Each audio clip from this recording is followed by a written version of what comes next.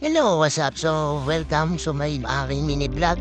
So, makikita nyo naman na may hawa ko lang is magta-try tayo mag-change oil na yun. Gamit yung langis ng Phoenix at yung gear oil ng Phoenix. So, nag-try lang ako na ito kasi hindi naman ako masyadong naglalalayo. Wala naman long ride, wala naman malayo ang biyahe. So, ito muna, dito lang muna tayo. Oh, ayun nga, nag-stand ko na, sinintestan ko na, sinensyon ko na, medyo binilisan ko na lang. Mapapansin nyo, di umayo sa laki ng tiyan. Hype na yan. Then, ito yung pinakalanas na gamit ko dati. Ito yung tinatawag na super oil ng Speed Tuner. All goods to, promise din. Wala talagang dahil dito. Then, yung pinang-gear oil ko naman na gamit is yung mismong JBP.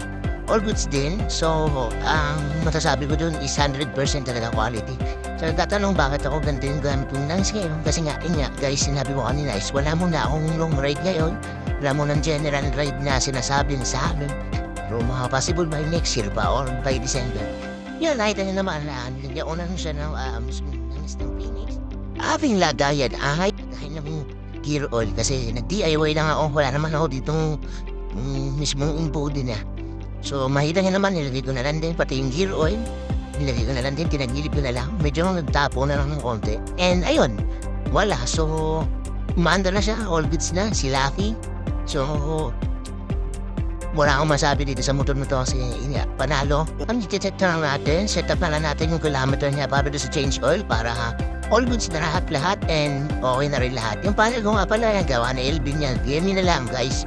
Balot itong magagawa na yan. And sa mga nanonood, maraming salamat.